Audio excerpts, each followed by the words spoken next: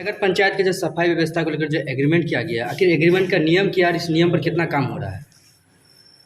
आज फाइल मंगा करके देखा था उनका एग्रीमेंट जो हुआ है, तो एग्रीमेंट में जो सारी बातें लिखी हुई हैं और या जिस चीज़ का उन्हें मैंने उसे एनजीओ को पालन करना था वो पालन नहीं कर रहे हैं। न सफाई कर्मियों को उचित वेतन मिल रहा है, न उन्हें जो है कि जो जो काम उनको बताए गए वो काम वो कर पा रहे हैं। तो अभी जो एनजीओ के हेड हैं वो है नहीं, उनके जो स्टाफ हैं उनको से बात हुई है, कल परसों में उन्हें बुलाएंगे और तब उनसे विस्तार से इस बात पर चर्चा होगी कि 10,36,000 खर्च होने के बावजूद सफाई व्यवस्था इतनी कमज़ोर क्यों है। सफाई कर्मियों से आपने बात किया, क्या पाया समस्या? सफाई कर्मियों की अपनी समस्याएं हैं। उनका कहना है कि जो है कि हमें जो है कि सही वेतन नहीं मिल रहा है, रविवार को छुट्टी का भी पैसा काट लिया जा रहा है, जो है कि हमारा इंश्योरेंस नहीं कराया गया है, उनका पीएफ वगैरह नहीं कट रहा है। बहुत तरह की जो है कि मैंने उन्होंने अपनी शिकायतें दर्ज कराई हैं। कोई भी सफाई कर्मी नगर को तभी साफ रख पाएगा जब उन्हें उनका उचित जो है कि मैंने मानदेय या सैलरी उन्हें मिलेगा।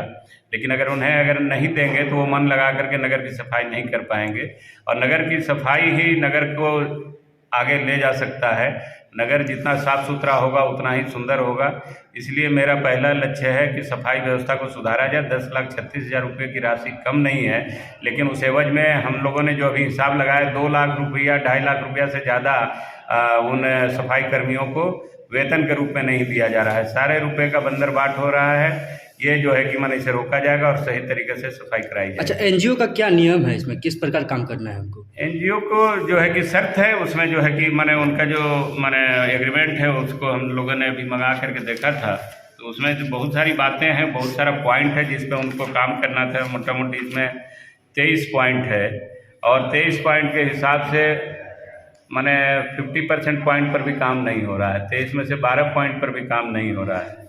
तो अब जब तक वो आएंगे नहीं तब तक उस पर हो नहीं सके। राशि नगर पंचायत का खर्च जरूर हो रहा है, लेकिन उस हिसाब से हमें जो है उसका आउटपुट नहीं मिल रहा है। जो वाहन के जो सुरक्षा के जो दायरे होते हैं उन्हें भी जो फॉलो नहीं किया जा रहा था, जहाँ तक बताया जाए जूता भी नहीं मिला उन लोगों को। हाँ, जो उनको उपलब्ध कराया जाना चाहिए सुरक्षा के दृष्टि से।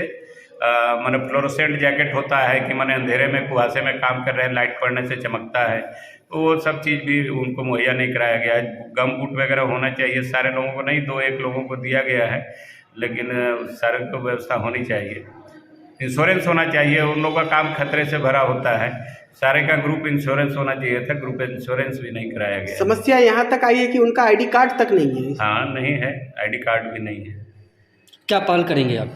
मैंने तो पहल शुरुआत कर दी, आपने देखा है, आप तो सारे मामले के गवाह हैं। सारे फाइलों को मंगा के देखा गया, ठेकेदार जो एनजीओ के लोग हैं उनके लोगों से भी बात किया, सारे मजदूरों का परेड कराया। 40 मजदूरों का नाम लिया गया कि 40 मजदूर आज काम पर हैं, लेकिन जब मजदूरों को इकट्ठा किया गया तो टोटल मात्र 29 मजदूर ही काम पर हैं।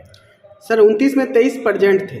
हाँ, 23% थे, लेकिन उन 23 ने बताया कि 6 मजदूर फला मजदूर जो है कि अभी घर चले गए हैं।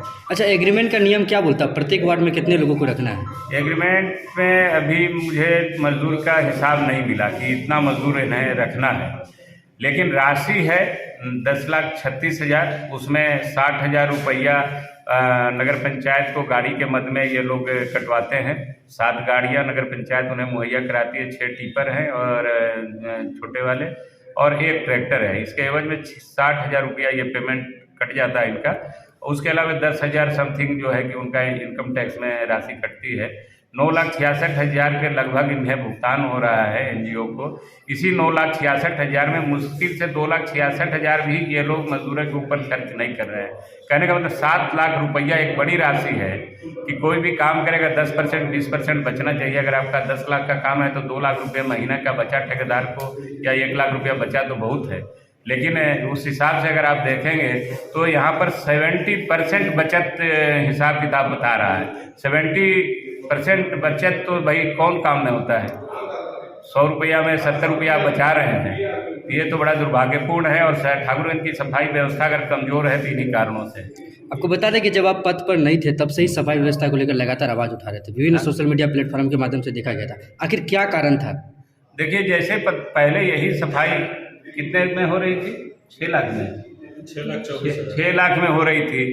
और साल भर पहले 2.5 लाख में हो रहा था तो वही सफाई था, फिर 6 लाख में हो रहा था वही सफाई था, और आज जब 10,36,000 में सफाई हो रही है तो वही सफाई है, उसमें बहुत ज़्यादा परिवर्तन हुआ नहीं है। तो एक कूड़ा दिखना नहीं चाहिए, गीला कूड़ा अलग उठना चाहिए, गीला कचरा और सूखा कचरा अलग उठना चाहिए। उसके ये जो एग्रीमेंट है उसमें लिखा है इनको दोनों को अलग करना है, रोज़ का रोज़ अलग करना है, बहुत सारी बातें हैं उस बायलॉज में, लेकिन किसी चीज़ का पालन नहीं हो रहा है। यहाँ तक कि जहाँ डंपिंग यार्ड में कूड़ा गिराया भी जा रहा है, कूड़े को जो है कि जला दिया जाता है इनके द्वारा, उसके कारण जो है कि प्रदूषण और फैल रहा है। जहाँ कूड़ा गिराया जा रहा है वहाँ किसी तरह का कीटनाशक वगैरह का प्रयोग नहीं हो रहा है, जिससे दुर्गंध जो है और मच्छर इतना जो है कि ग्रामीणों को वार्ड नंबर 3 में परेशान कर रहे हैं। इन सारे चीज़ों पर सोचने की ज़रूरत है, हम लोग इस पर काम करेंगे। निश्चित रूप से आपको 1 महीने के अंदर आप बहुत ही अच्छी सफाई व्यवस्था ठाकुरगंज में देखेंगे।